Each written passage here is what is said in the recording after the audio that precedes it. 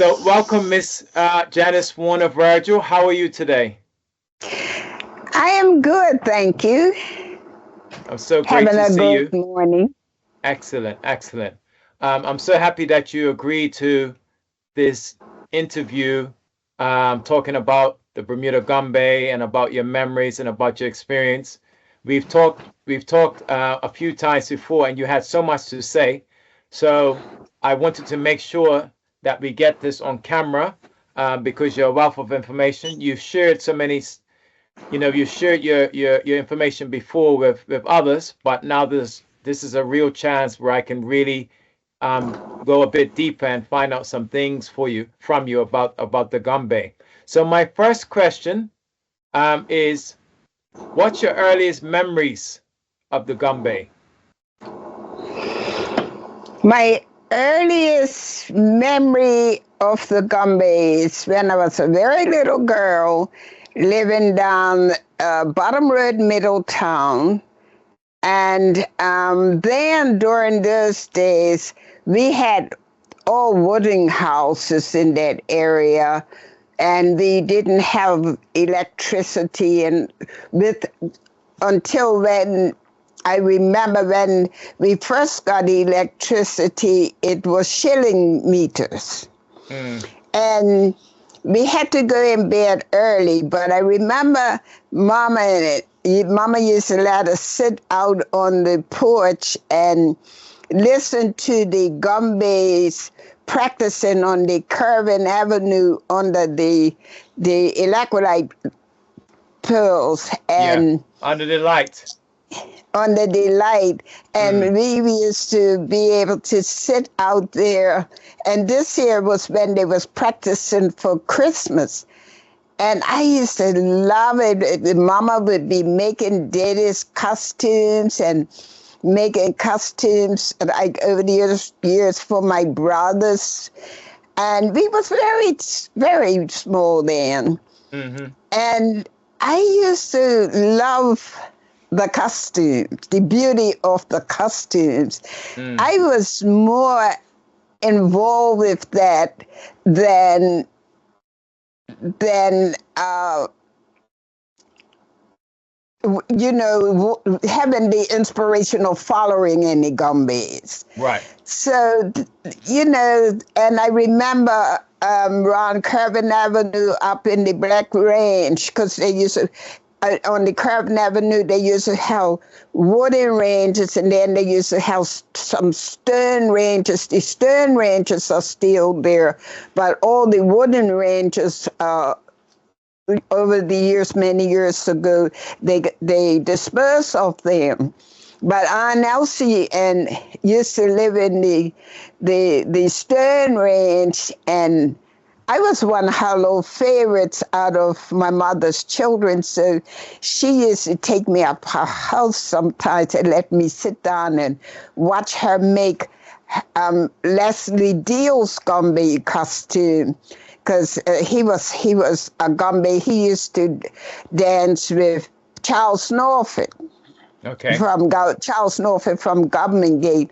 And I used to love watching those costumes, and they were so pretty. And then sometimes I used to ask Aunt Elsie, could I make a tassel? Or Aunt Elsie, could I stitch on a ribbon? And really, I love Aunt Elsie up until today, and she's been passed many years ago. And I was her favorite out of my mama's children. She just loved me. I was a quiet little girl, but Let always me ask wanted. you before you move on. When you talk about, you were on the porch and the shilling meter, around what time was that? What date? 19 what? Oh my God. I'm 84 now. I was only about 5 years old then. About Okay. 4 or 5 years Okay. old. Okay. So we're talking about I was very about young. 70, 75 years ago. So Yeah, about 75 years ago. that. So right now it's 25. So we're talking about the 1950s, 1940s, Now, so 1950s. Yeah. Okay. yes, All right. And so yes. that means you said you were listening to the Gumbays that let you stay up, but also you said that your parents were involved, your dad was involved in the Gombey itself. Yes, my father, as a when he was young, before he came to Bermuda, he used to perform in Sankits. Mm-hmm. So when he came, when my auntie brought my father to Bermuda, and he found out there was Gombeys in Bermuda, he joined up with Charles Norfolk at Government Gate. And Gotcha. during those days, as I understand from my father, it was only Charles North. It was only about 3 Gombey groups in Bermuda, and Charles Norfolk, he was the first. And then there was a Barbadian man, there was Manchester, they used to call him Manchester Sweetie. He had a little variety store on the top of Smithfield, right next to the church. And he used to come out like early in the evening, and people used to be scared of him and his group because they used to wear like things on the head, look like animals and things like that. They're different from Right. our Gombeys. So, Yes. you know, he was very, That even was probably adults. more John Canoe style. It was Junker, definitely Junker New Mm. style, you know. And then another thing, the drum I learned because I could kind of feel effects from it even now because it had a terrible vroom, vroom, like a sound that like disturbs your spirit, you know. Gotcha. And we used to be scared when Speedy when we knew his group was coming around, you know. Mm-hmm. And then I remember when Charles Norfolk gave up the dancing to his son, Sinclair Norfolk. And when he gave the group up to Sinclair Norfolk, I remember that some of the other dancers, because they always young men, some of the other dancers, they branched off like Screnny Place. He branched off and performed his own group. And Llewellyn Spencer Darrell, which they called Mary Mice, he formed his own group because my brother Termite went That's with right. him, Right. you know. And then Oscar Franklin, he formed a group over Roberts Avenue. I was real young then, but I remember that because, Are you saying then from your earliest memory that the Norfolk Gumbays were probably one of the, you said it was only Norfolk and 2 others maybe before the St. Kitts community came in. Are you saying that that was probably one of the major groups that a lot of the other groups came out of? Like people start yes, dancing and form their own groups? yes, the major 3 groups was Charles.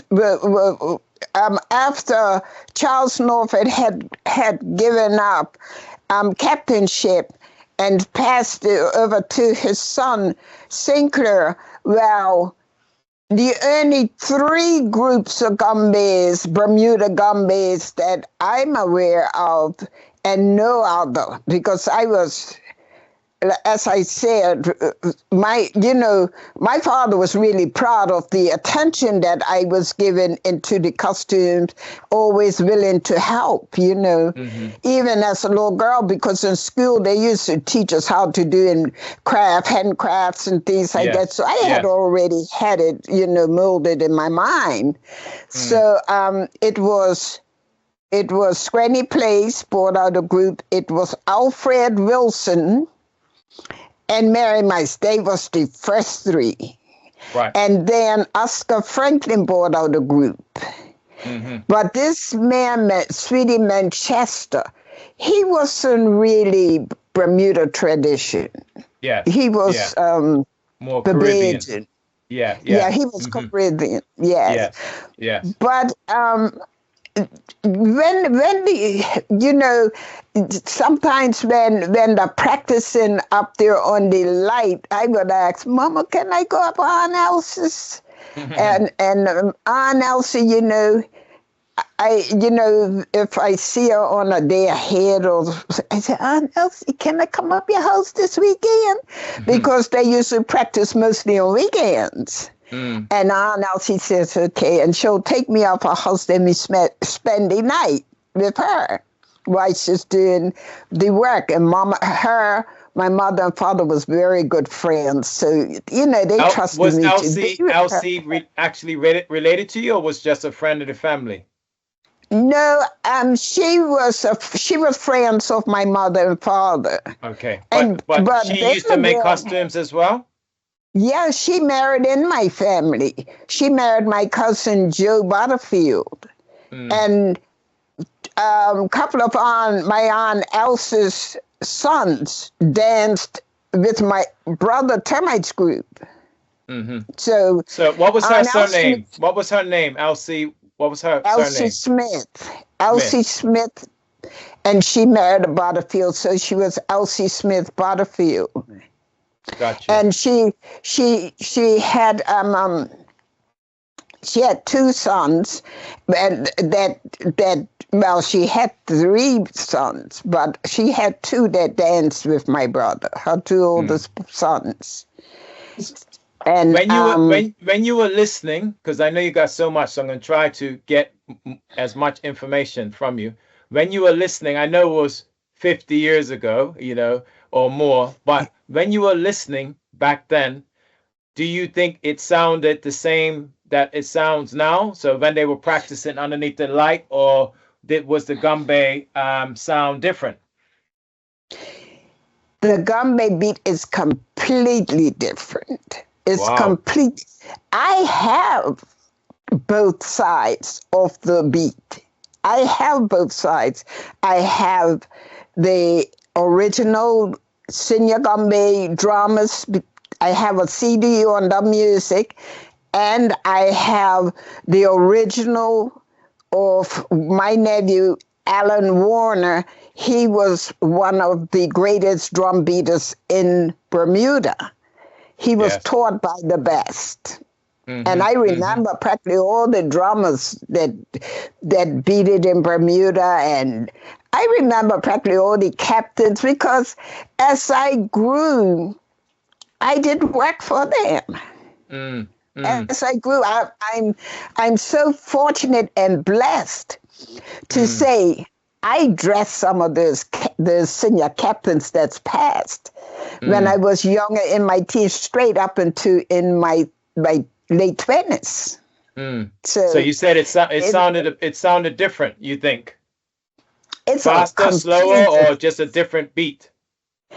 It's a different beat. It's a different sound.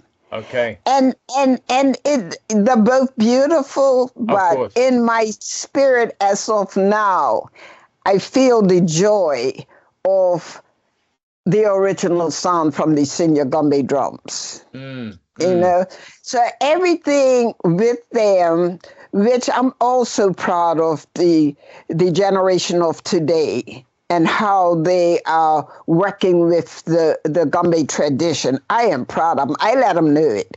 Most of them call me auntie or moms or whatever. I'm whatever they want auntie, moms to be for them. Any way I can help them, I'm here for them, you know. But I'm really proud of them. And the beat, I try to share as much that I can of the past tradition. And how they performed, and how and even the beat or the because they had it wasn't about just coming out dancing Gombeys, running the road and beating drums. There was a lot of discipline within the tradition then, you know. and it was more respect into it than what I see today. And that's one of the reasons when I do presentations or when I go to the schools to do presentations, I try to let the children know exactly what the Gombey tradition is about. It's not just about running behind Gombey drums and listening to them or dancing Gombeys. It's a lot more. It's spiritual. It's history. And I'm gonna ask you about that, but I want to stick with this early childhood. Were the instruments the same? Because now and since they have a snare drum and they have a bass drum, and so you have a few snare drums and a bass drum, and from time to time you may see a cowbell, and you might have someone blowing on a glass bottle. But back then, did you hear the same instruments, or were they different instruments being played? It was completely different. Well, I remember way back I remember when they killed a goat, they used to take the skin, they used to clean it, and they used to take a lot of salt, and they used to make those drum skins out of goat skin. I remember that clearly, and they hang it outside to dry, I remember, seeing them how they used to do that, and really, those drums had a beautiful sound. So they used to have more of a homemade drum rather than a type of drum that you see now. Yeah, and they used to use the black rum barrels. The barrels that they used to make black rum in. Right. Boy, these drums, they had a beautiful sound to it, I can only imagine. And it was beautiful. And I have never, like in my senior years, heard anything like that. I would love to hear just even a song close to that again, Wow, but, it's too bad that there's not that many recordings of that early beat and how it sounded. Yeah, well, I have one. Well, this one was when cousin Grover Wilson and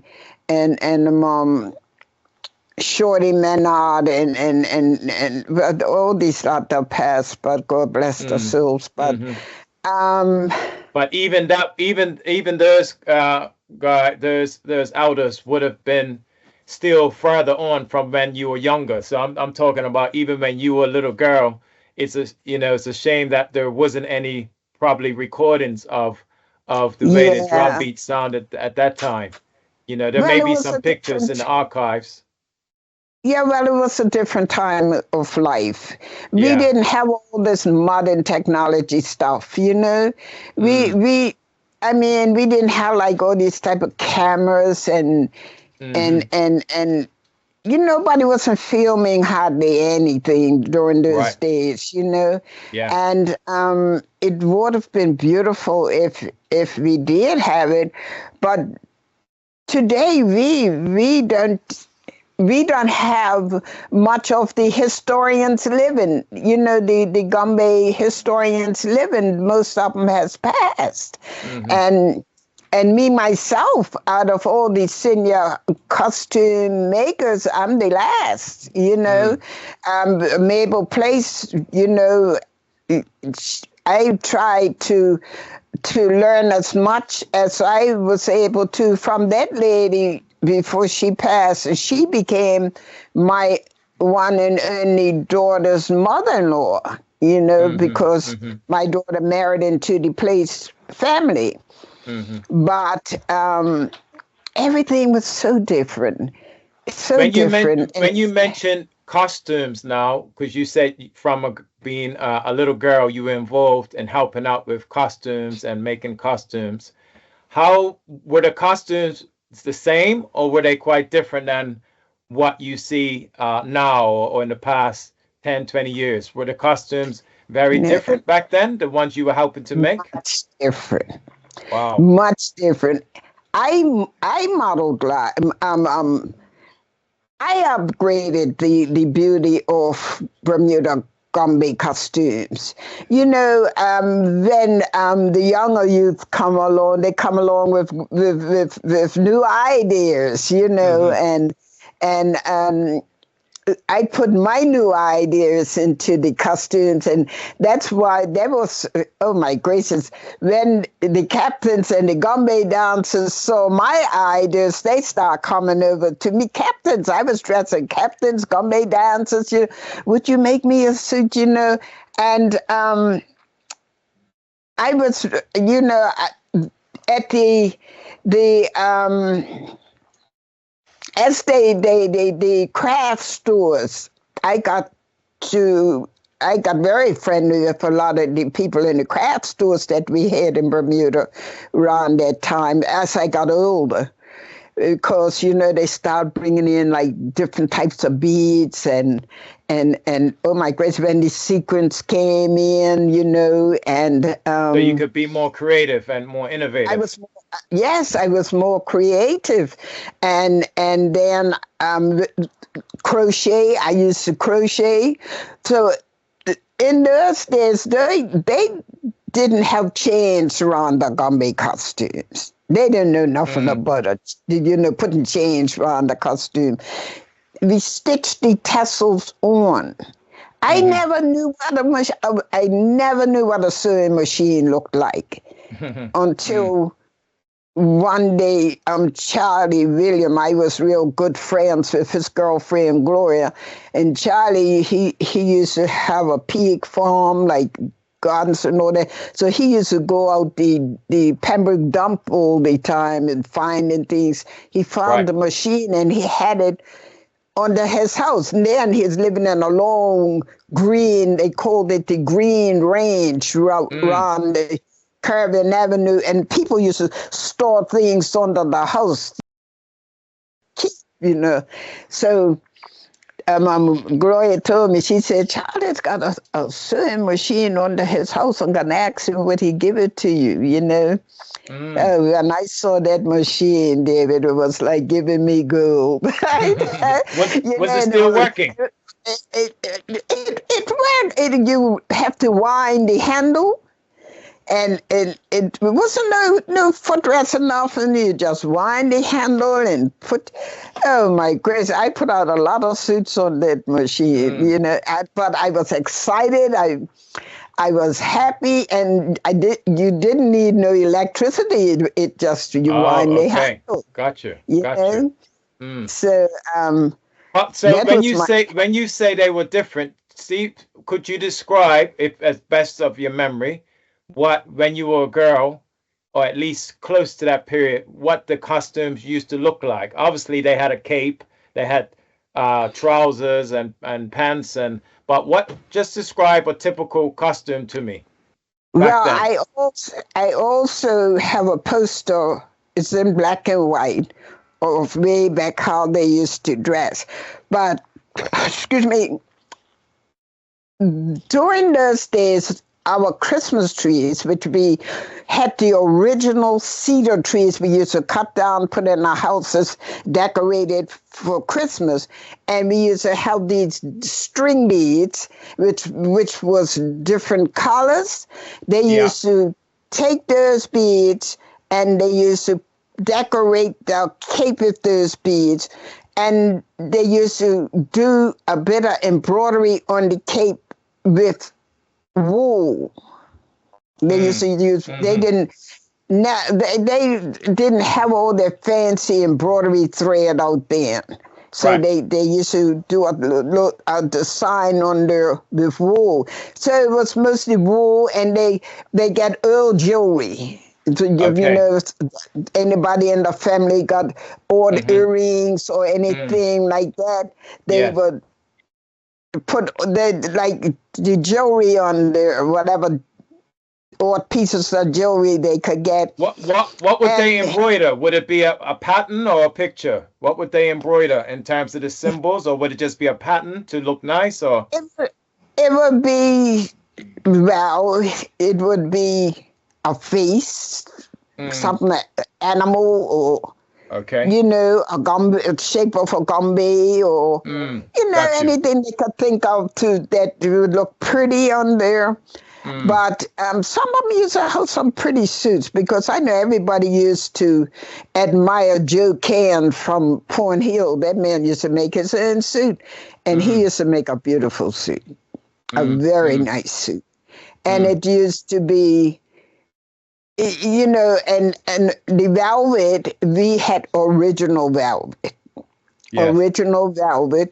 and they didn't have, like, you see all these rose or fringe going down.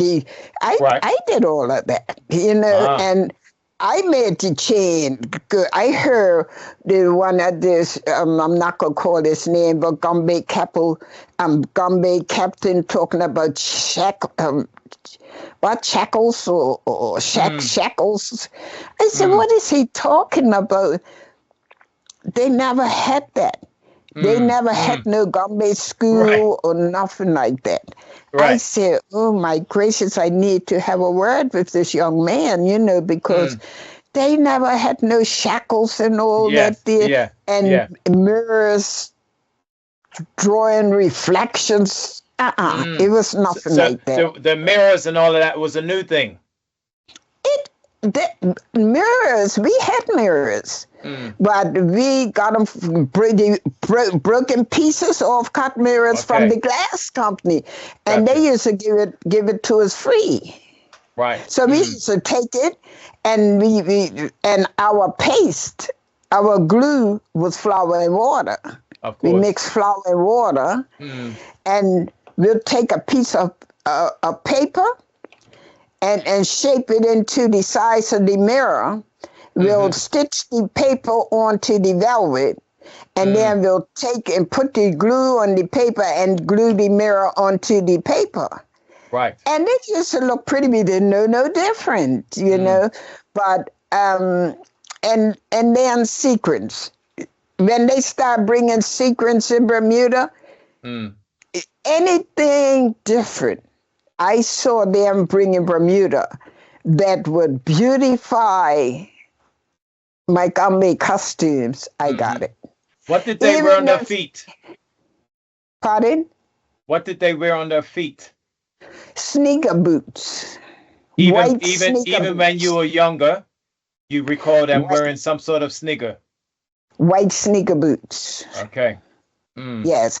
And the white sneaker boots, sometimes they would take the laces out and put ribbon and to tie the boots, but they'll have a bell on the toe. So you can hear it when they were dancing. So you can hear when they're coming, because in those days, I can't even find a bell that sounds anything like those bells in those days. It was real metal. Yes, and you could hear them. They could be way down the road, and y'all, they could be about a half a mile down the road, and y'all listen. You heard Gombeys, you heard something, so you stop and you listen, and everything's quiet because we didn't have a whole lot of traffic and all that. Yes. So you listen. I heard bells, especially for children, you know. The Gombeys are coming, you know, and then you listen for the drums. So you're saying that your dad, your father, he would have had a similar costume to what you just described? The last time my father danced, I dressed my father and all his dancers. And it wasn't, my daddy didn't have all family dances. Because time I wasn't dancing with my daddy, when my daddy had his last group, he was dancing with my cousin Mary Mice, Llewellyn Spencer. Yes. And this man co-worked with the electrolyte company, he was my father's captain. See, Daddy had like, I don't know, some like other guys that wanted to dance, and this was Daddy's last dance anyhow, so Daddy just picked whoever wanted to dance with him.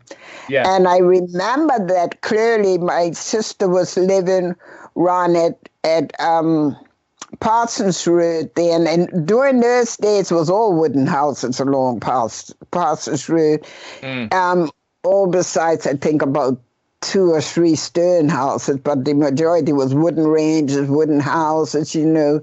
And I was around with my sister because I made all those suits, I made them in my sister's house. And to talk about that was all handwork that I've done, all handwork. It was really, I am always excited in my Gombey work. All these years, over 70 years, I'm still as excited today doing the work as I was then, because I like the beauty of the costumes. They have to please me first. The beauty of them has to touch my heart first. I have to get excited over it first before I pass it on. That's me. And even with my dolls, I get excited over the beauty of them before I pass them on. Now, Daddy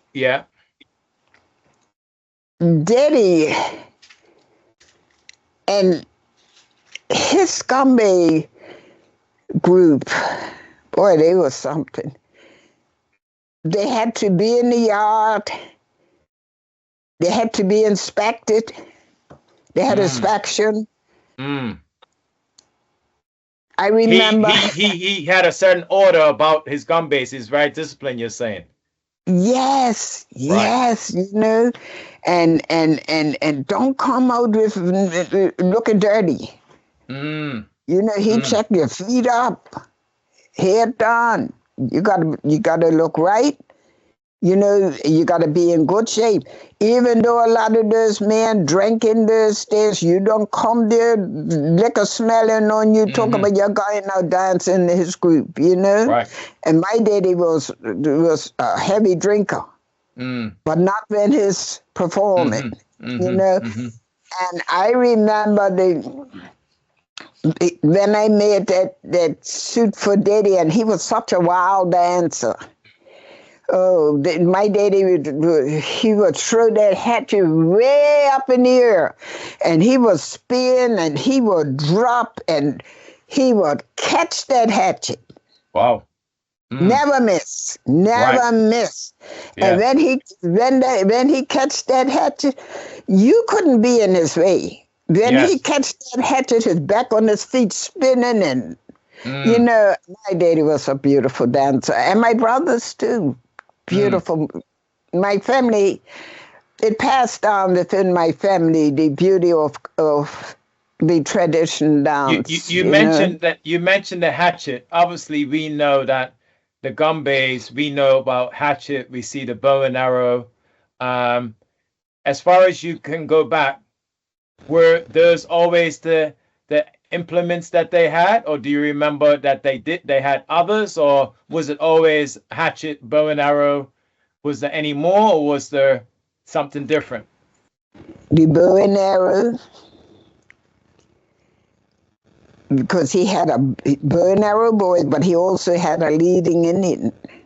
And the leading Indian's always way up ahead of the group. Okay. Then every dancer had to have a hatchet. All the Gombey dancers had to have a hatchet. Did they make their own? And the chief and the captain and the vice captain had whips. When I say whips, they had bull whips. When they hit that ground with their whip, you heard like a ring, like a crack. The sound, back. You know, it was amazing. The song echoes from it, you know. And again, I would say they could be a distance down the road, and if they whip on that road, you can hear it way down the road. Did they You have could to hear make that stuff. stuff? Did they make it themselves, or did someone make No, that type of no, stuff for them? no, that bullwhip, I don't know where they got it from, but they didn't buy it in Bermuda. How about the hatchet and the bow and arrow? Would they make that The themselves? the hatchets was made out of cedar.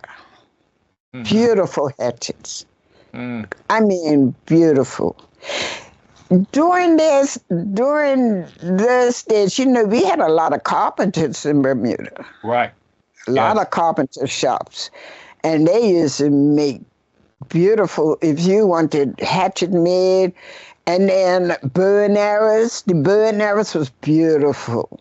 I remember Granny Place, God bless his soul, before he passed, he promised to make a bow and arrow for me because you know, the captains used to love me because I was you made so many costumes. I was a little sweetheart, you know. They want something done to the suit, I would do it for them, you know. And it wasn't about money. Yes. Did they used to paint the hatchets, or was it just natural wood color? Cedar. Just a natural wood color. Okay. Because yes. And they were by the time when you see those hatchets all, you know, it wasn't no paint. It wasn't no paint. It was cedar, and it was beautiful. Beautiful hatchets, beautiful bird. The bow and arrows used to have, I think it was 3 different birds on them, but the birds had a meaning. It had 3 birds on it, but I don't remember. Oh, Jesus, help me, Lord. I don't remember the meaning. I used to know it, you know. It will come to you. I used to know the meaning of the birds, but you see with your dad, your father, when you were younger, what did he associate the Gombeys with? Because now, you know, people associate it with our African culture and our Caribbean culture. Strictly African.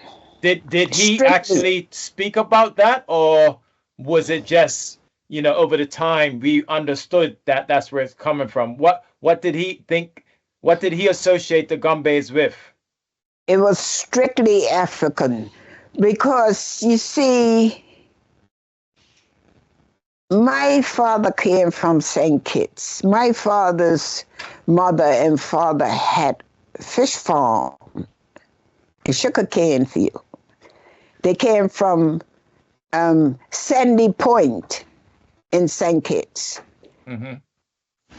I went there to meet some of my family there and to see if I could get some history from them. Today, history of Hold on a minute. Hold on a minute. The camera's going out. Is Issa still there? Yes. Did the cam? No, you should still. The camera's going out. It should still be there. What happened? Let's make sure.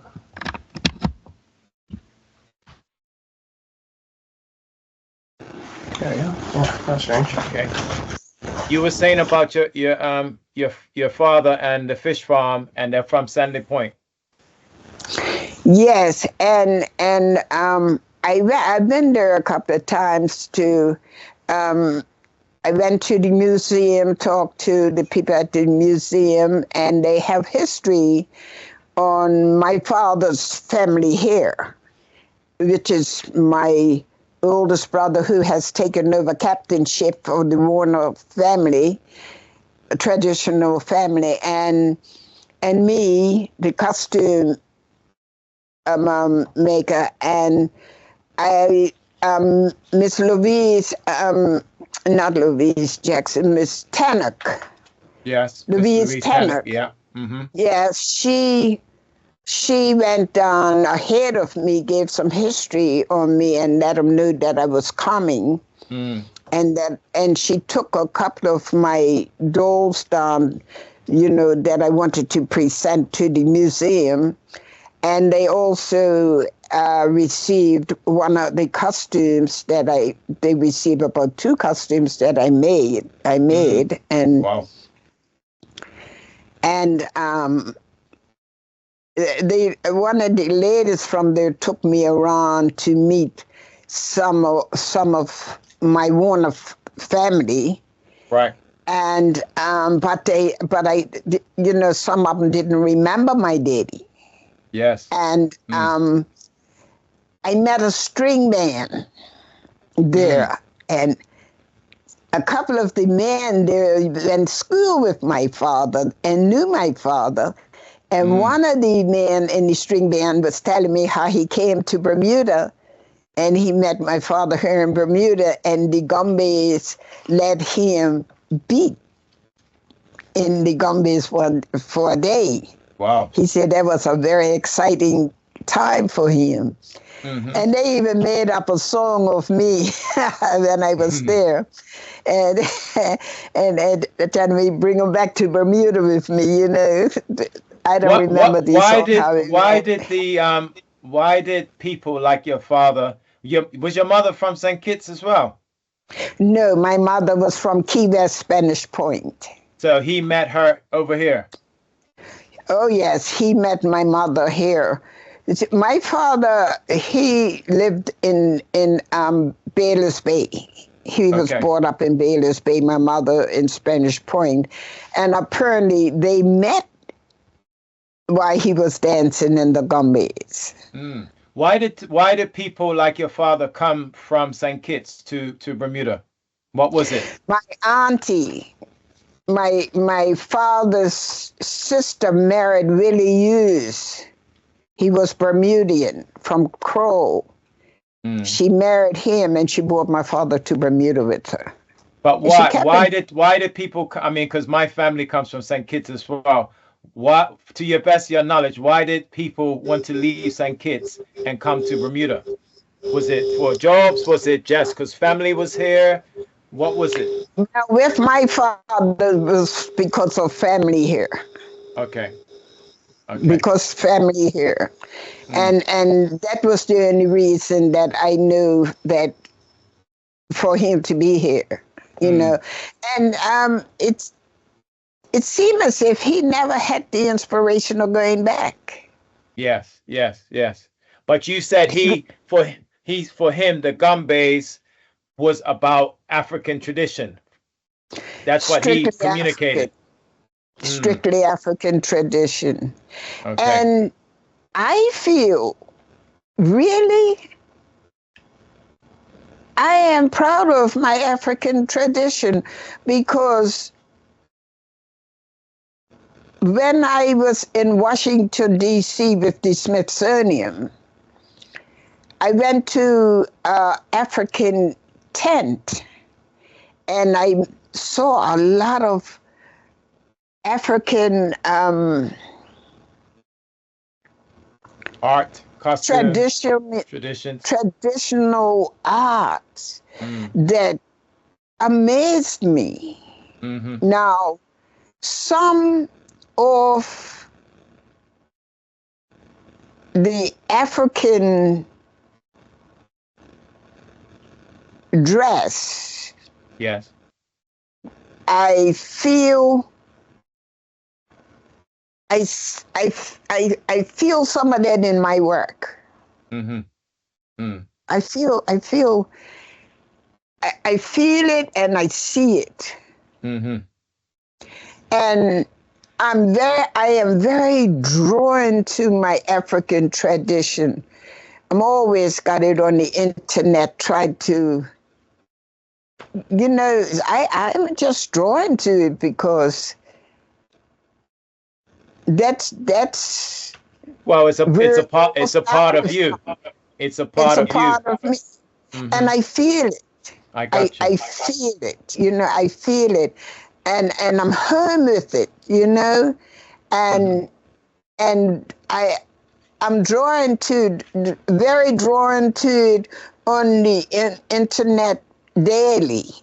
Yes, I don't think it's a day go past that I don't have something African watching on my internet. That's amazing. What's really Not a day. interesting for me, and as you know, we had the big seminar where we had Raphael Njuko come in, the professor, and he showed clearly so many connections between the Bermuda Gombey and the masquerade traditions that are in Africa. So what you're feeling is, like you said, is probably been passed down through your genetics, through all of your family history, and comes out in your artistry and in your work, you know.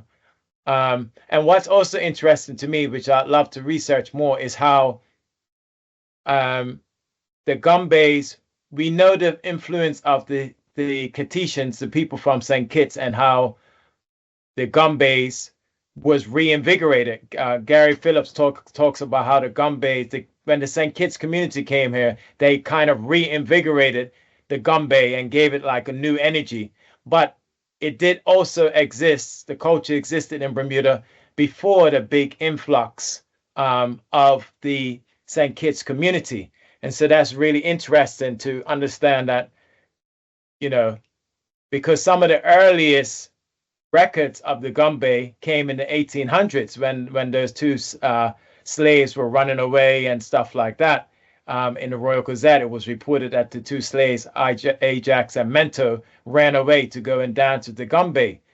So that means that the Gombey was here before the people from St. Kitts, and that's a whole nother line of research that needs to be understood. What that might have looked like, you know, how the Gombey might have been before the influence of the people from St. Kitts came and brought that sort of Catetian. Because when you went to St. Kitts and you watch it online, you see the pictures.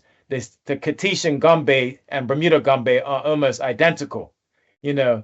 So it's interesting to think about what the Gombey might have looked like previous before then. So you talked about the families. So now I know you like talking about history and the families. What families were involved? You said the Northwood. Was it Northwood? What's that? The families involved. Yes. What families were involved in the Gombeys? Oh, it was Norfolk. It was Charles Norfolk, and Charles Norfolk's son, Sinclair Norfolk. And I dressed Charles Norfolk's son, Sinclair. I made his last Gombey suit. Mm. And I remember because he danced with my brother Termite when his group was finished, you know, departed. Mm-hmm. And then it was Screnny Place. Okay. And then it was Mary Mice, which is Llewellyn Spencer Darrell. I made Llewellyn Mary Mice Spencer Darrell a costume. It was I think you're 1999, 1998. I made him a costume because he always came here, and I got a poster with him on this, dressed in the costume, him and his son Andre. He was in Connecticut. I sized him up in my mind. Right. And made a costume for Mary Mice. Because he used to come here every December to dance Gombeys with my family group. So I told my brother Termite, I said, you know something, brother? I'm going to make Mice a Gombey suit. Then I said, when he comes here, let me know. Bring him to my house because I'm going to hang the costume on the back of my door. When he opened the door and come in, I'm going to ask him to close the door so that he could see that costume. When he turns around, he'll see it. He'll see the costume. So we did that. When he saw the costume, oh my Lord, and he was a beautiful dancer. Mm-hmm. Even though he was almost 90 then. Really? Is it like 89, 90, something? He was close to it. And when he saw that costume, and it's got a rude mouth, he had a rude mouth, he wanted to know who so-and-so did that. Who's that costume there? I said, it's yours. Wow. He said, mine? He went there, he looked at it, he said, this costume is beautiful, he said. I said, take it, Mike, go in the bathroom and try it on. I serve an awesome God. And it fit him exactly. When we heard him in the bathroom, David, I started moving my furniture. Right. I said, help me move the table. Move the table. Take this, get it out of the way. Because we knew he was going to come flying out of that bathroom in that suit. Do you know that suit fitted him to a T? Fitted him perfect. What was the Gombey? Because a lot of the families you talk about were from town. Was it no Gombeys in any other part of the island? Or were most of the families from town? Just in Hamilton. Over the years now, it was like Roberts Avenue, Government Gate, Parsons Road, Friswell's Hill, because as I was started to give you the names, I'll give you the names of all the last groups: Charles Norfolk, Sinclair Norfolk, Granny Place. Then it was Oscar Franklin, Mary Mice, Alfred Wilson. How about when did Warner's come in? I'm going to Sweetie Manchester. Well, my brother came in a little later. I'm giving you the originals. Yes, the original. Sweetie yes, Manchester. Go ahead. So that's 8 captains there. 8 captains. Then my brother Termite came in, was the younger captain. He was the youngest. He was the youngest group in those days. Yes. And that's why he was so famous and so strong in the tradition, is because his youth, his modern knowledge that he put in to the tradition, in the dance and the beats, and then some of those the drum beaters, some of them was even beaten with him. Right. They stuck by him. They stood by him, helped him along. And David, that was a life.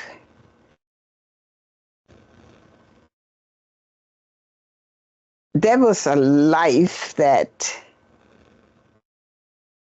was so special, so precious. Different time.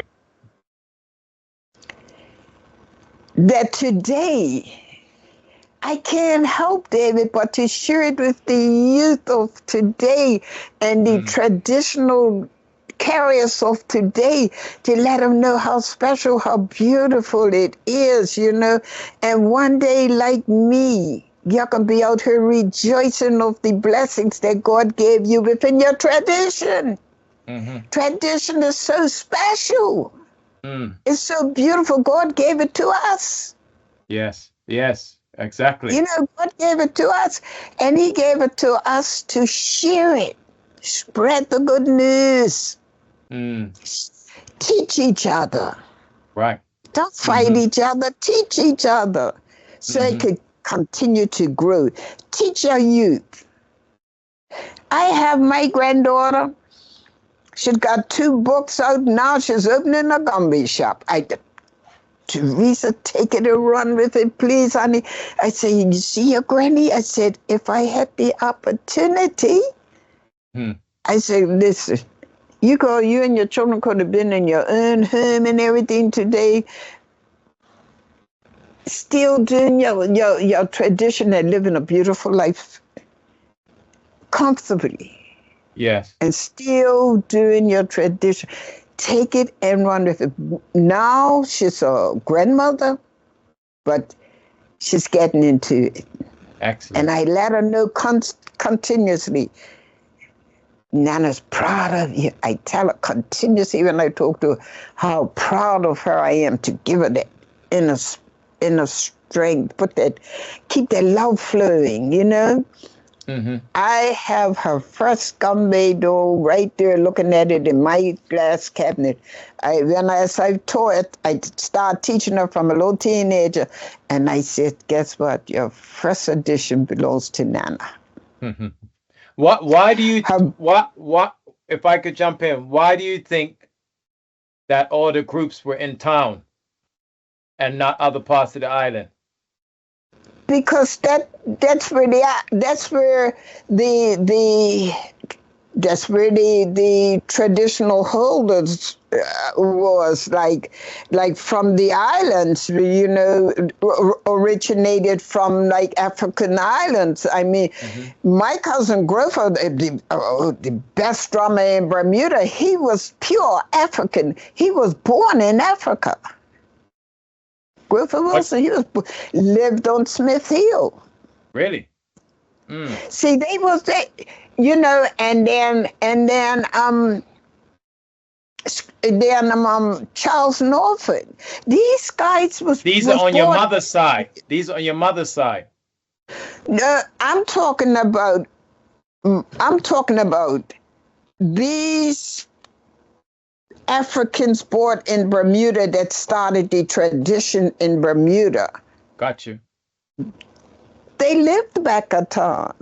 Yes. They lived, you know, you in those days, David, most of the people like on the outskirts of Bermuda was like the whites. Right. Portuguese. People lived in town, basically. That's where the black people lived. Back at town, people was mostly blacks. Yes. There was practically it was all blacks. It was all blacks. There were no white people back at town. It was all blacks. And the men, the majority of them came from different parts of the island. The Barbados, we had St. Kitts, like different islands, you know. Yeah. And during those days, I don't even think we had Jamaicans in Bermuda. Right. We had no, it was Barbadians and what's the name of the other island people? I called their name the other day, David, since I had that. What, so you have Barbadians, you had the St. Kitts, and St. Kitts. That's what I had. Barbadians, St. Kitts, and there's another one. Okay. It's St. Vincent. St. Vincent. St. Vincent. St. Vincent people was here. Bahamas. No Bahamas. No. But you're saying that West Indians. Okay. So most of them were from the islands. We have West Indians. We had Barbadians and Bermudians. And we had the Mohawks, Johnson Davids. Yes. We had the St. Georgians. Then we had Bacatan, as they called them. Some people call them porn dogs or whatever. I never heard of people today want to be a porn dog before in my life, because a lot of good stuff came out of there. You know, good stuff. Lawyers, doctors, nurses, you name it. Judge came out of Bacatan. Then they had the Portuguese in Devonshire.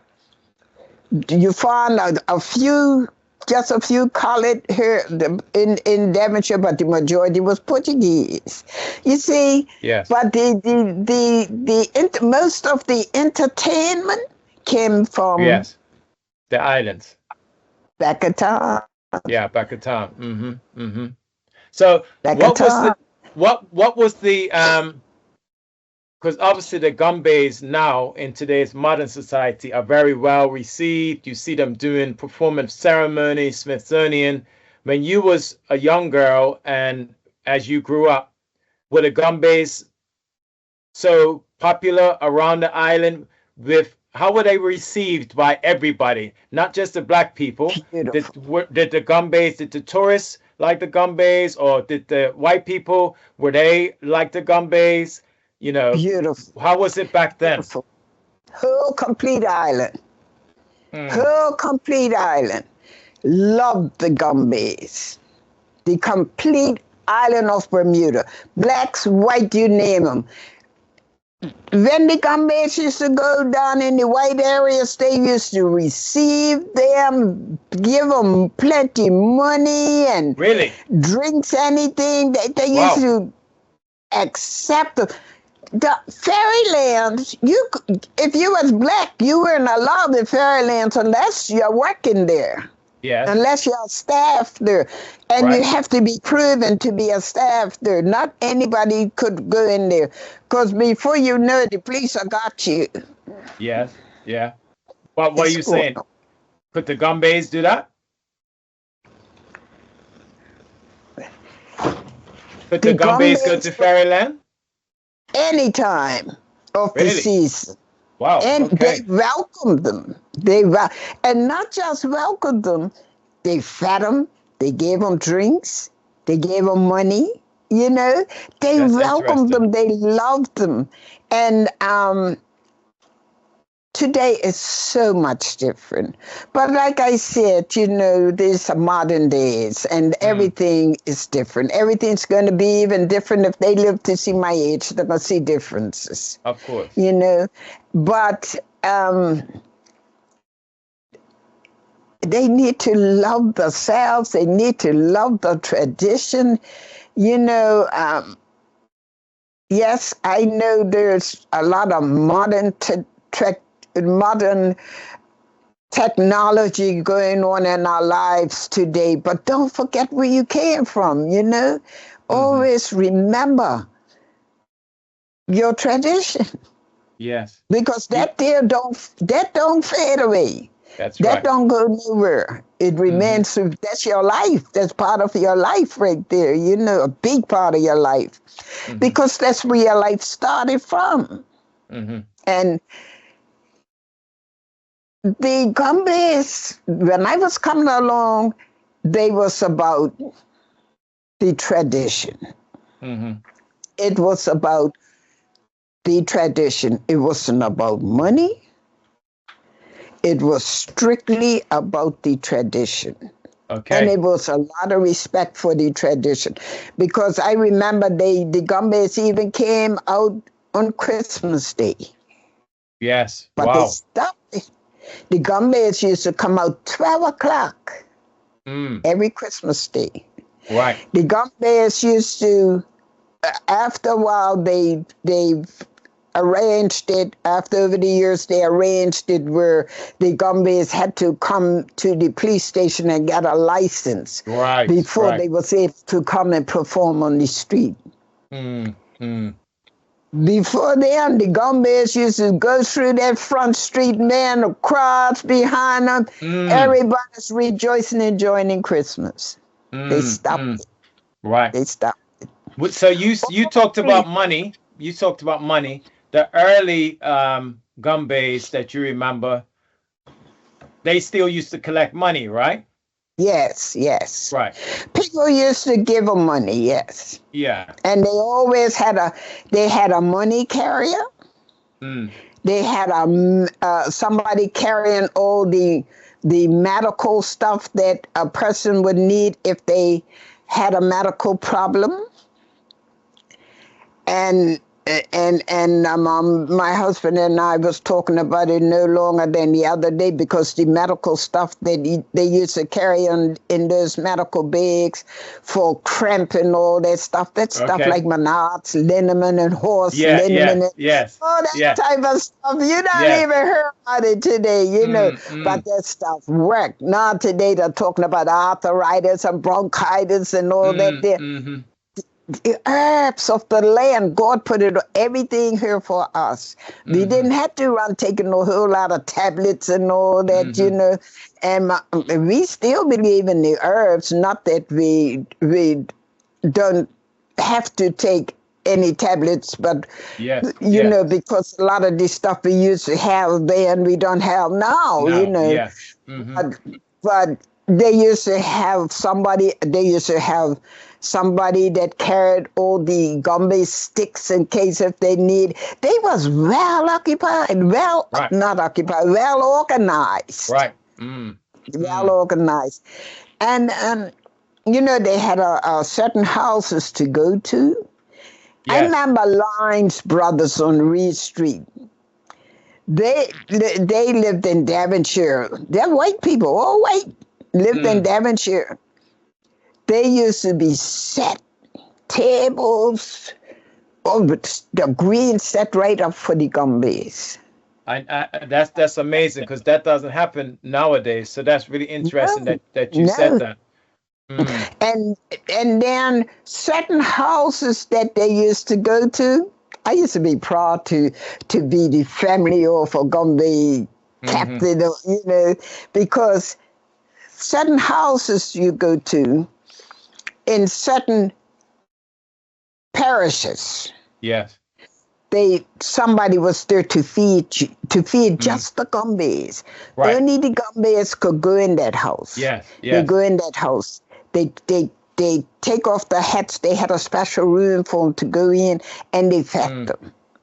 And then outside, the crowd stays outside. And waiting. Somebody with the being here themselves for something, they want to get water or something, they would give it to. It was beautiful. Community. What role would you say women played in all of this? What's the role of the woman, the women? Okay, me as a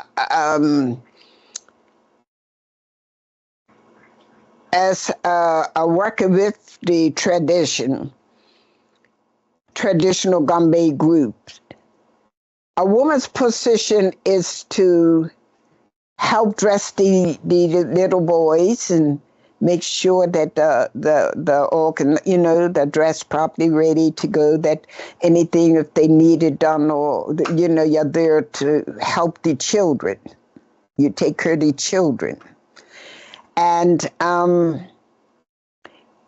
if anybody wants a cup of tea or something like that, somebody didn't have their breakfast or something, you take care of them.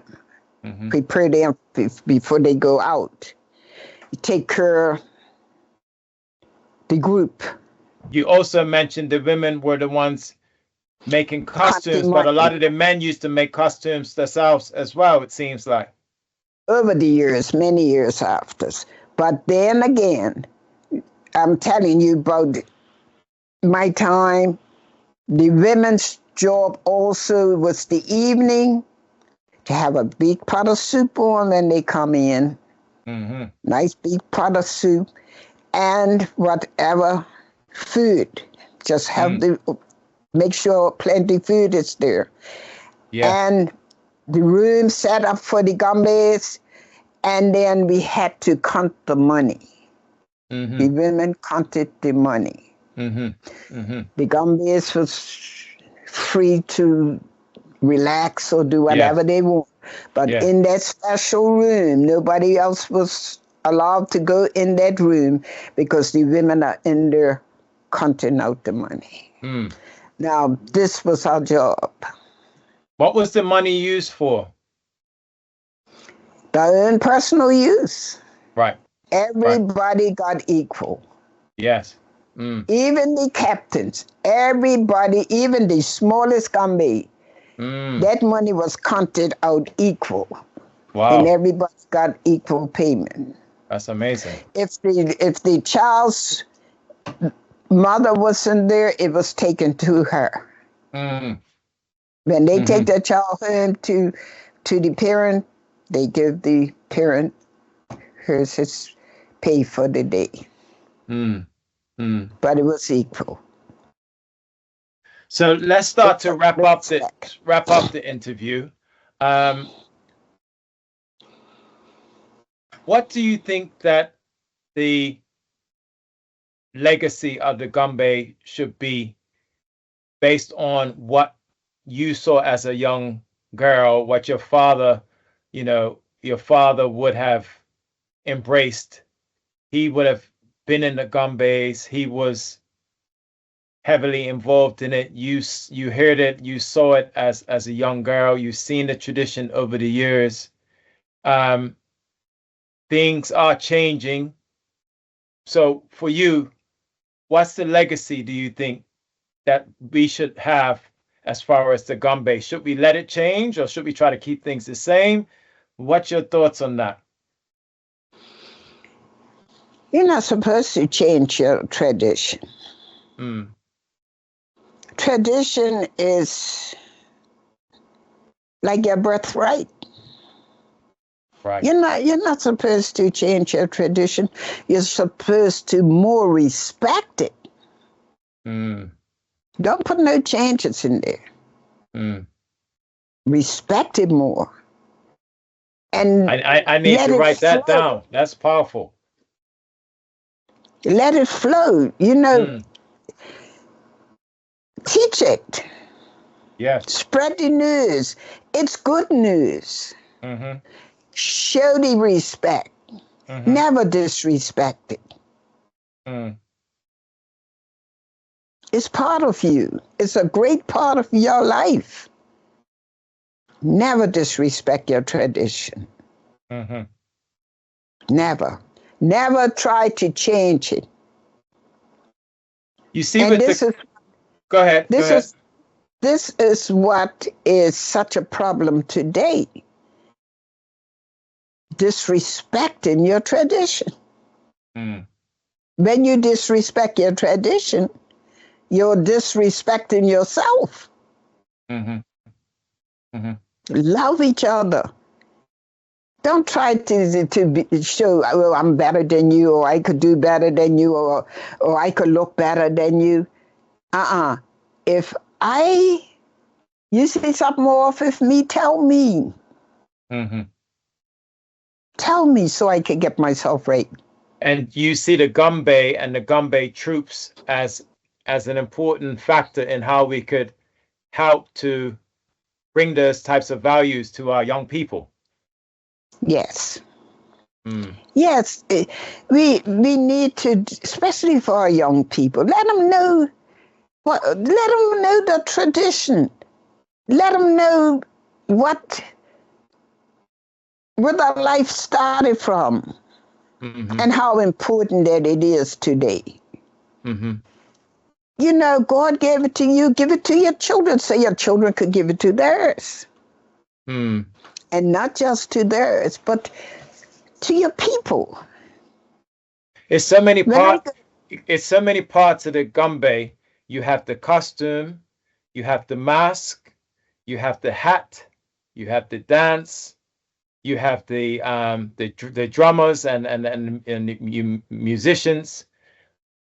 Would you say all of that is important, because there's a lot of changes that people try to bring about? So for me, for example, I communicate a lot about changing the tradition, and how, as you said, we need to make sure that we preserve the tradition and protect it and respect it. I remember when I was growing up that, one, as you said, you used to fear the Gombey, but in a healthy way, because it was more of a respect. So yes. You, as a child, especially when the Gombeys were performing, your parents would take you and you wanted to be there, but you never would get into that circle, because you knew that you would get in trouble. You would get that whip, or stuff like that. You never saw you never knew who was a Gombey because they No. always had the mask on. At times, obviously the mask would move around and stuff like that, but really you didn't really know. Obviously people like you or people that were making the costumes, and they would know who they were, but that's like such an important part of the tradition for me as well. What do you say are the important parts of the tradition that need to be respected? The tradition itself. Mm. A lot of people don't understand that Gombey tradition is spiritual. Mm-hmm. In my father's day, they danced David and Goliath and the spear. They danced the maypole, all these different dances, and it was pretty. Mm. I lived to see a bit of it, but don't know that much of it today because I was so young. Yes, yes, yeah. But I just sometimes, God will open my mind to certain things because when it comes to my tradition, I think deep. Mm-hmm. That's how special my tradition is to me. It's special. Mm-hmm. And I'm honored to be so blessed of what I have that has given me within my tradition. And that's one of the reasons I want to spread this news as much as I could. That's why I can't get in the schools often enough. Anywhere when I was out doing the harbor nights and anywhere I was asked to do a presentation, I willingly gave them all I could. And we appreciate you, we respect you, and we love you for that. And you've been honored so many times, and I'm sure you'll be honored even more. And as you said, there's so many others though that have passed that you learned from, and they wouldn't have been as honored as you because times have changed. Everyone really promotes the Gombey now. It's such a big thing in the community, and it's a completely different vibe to the Gombey now. And those people that were around in the 60s and the 70s, they wouldn't have never known how celebrated the Gombey is compared to even the national football team. We call them the Gombey, and stuff, Gombey Warriors and so on and so on. So we do appreciate you. We love you. Before I let you go, because I want to make sure I ask you these questions. The last bit, you are a master costume maker. And so when you make costumes, you made the cape. Did you also make the trousers as well? Would you stitch the trousers? Everything. I've even made the hats. You'd even make the hats. And I still make them. I still make them because this doctor down at the hospital, because I was at the hospital on Wednesday, went in for examinations, and the doctor that attended to me is interested in buying a doll from me, and he wants a professionally made Gombey hat. Yes, yes. So yes. I still get orders to do these things. And were the hats the same in the early days? What you can remember from your father? Did they have the peacock feathers and all that, or were they different? Yes. The only thing different in the Gombey hats is when the glitter when that glitter came out. Oh. And I started glittering Gombey hats. Before that, was it more like a frame rather than paint? Oh, okay. They used to paint the hats. Pretty, it was pretty, but they never used the glitter. They used to paint them. Different colors of paint and different designs on it. And another thing, they never had these rings. How these Gombeys had like 3 rings Yeah, in them. yeah, They didn't have that because we didn't have all that type of wire. We didn't know yes, nothing about that. right. But The access to it's materials was different. You had different access to yes, materials. Yeah. yes. What would you And say? Go ahead. Sorry, I don't want to cut you. and a Gombey fully dressed has a sash, about a 4-inch ribbon sash round the waist hanging down. And every Gombey had a hanky. Sometimes the person would put it on with a brooch, or sometimes it was just pinned there. But they had a hanky on the sweatshirts. And they always had sweatshirts. But they didn't always have white sweatshirts. See? Because these sweatshirts that they have today, Yeah. we didn't have way No, back then. you wouldn't have that type of material and all that. So Right. run us down. What would your father say, or who the earliest people say were the meanings of these things, or did they not have meaning? Were they just the costume? Was it just like, oh, these are just the costume? Because you talked about just now the handkerchief, the sash. Did any of this stuff have meaning? You know, It was what's our just a purpose? costume. Okay. It was just an African traditional dress. Got you. It was just an African traditional Gombey dress. That was the Some traditional places dress. it was a Jonkanu dress. Some Yeah. places it was a masquerade dress. Different islands, the natives had different names for the groups. You know, and most of these not the Gombeys of today, but their ancestors. They're used to all this dancing, traditional dancing and all that directly from Africa. Yes. This is where it started from. But then they, in their youth, in wherever island they was stationed on, they brought out a group. They got together, or the guys got together and performed the group for themselves for entertainment. I've heard To that. entertain themselves. And then, as I said before, I'll say again, it's a spiritual tradition. What do you mean by that? It's no You say evil that in often. it. It's not evil. It's spiritual. It's spiritual. It's respect. It's love. It's joy. Happiness. Yes. And then you're with those groups, like I tell people are looking out for each other. They're taking care of each other. Sometimes I'm seeing them have over 100 people. If you see that man and he's drunk and fall down, somebody's going to take him up and help him.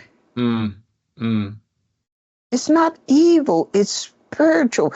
And keep the love. This is what we need to do. Keep the love. This is what God gave us. And it belongs to us, and it's special. Never let it die. Never. And you know something, David? I feel that it would live on forever. It's these young men today, I just finished talking, here and there, I notice that some of these captains start talking to me, the younger generation. Yes. They call me moms or auntie, you know. They start a conversation with me, and I love it, David. I love it. I said, they're getting it. They're to the edge now. They're thinking of the father, what they learned from the father and all. And they see moms or Aunt Janice out there up in the edge, and they remember me from little kids, you know. I see some of grandpas bring their children to me and talking to me. This is the lady that dressed me when I was small like you. Keeping the tradition alive. Keep it alive. It's Thank special. You. Thank you, Dave. Let's end it there. Thank you. We'll talk more, obviously, between me and you. But as far as the interview, so many people are going to learn so much from this. And Thank you. I thank you for all of your information. You know, I am very, very, very passionate about the Gombey. I've already said publicly that I think in Bermuda, it should be declared a national cultural icon.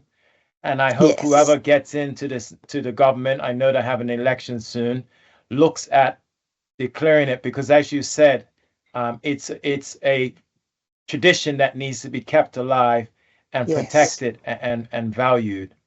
So thank you for your time. We love you. Thank you very much. We love you too, David. God bless you.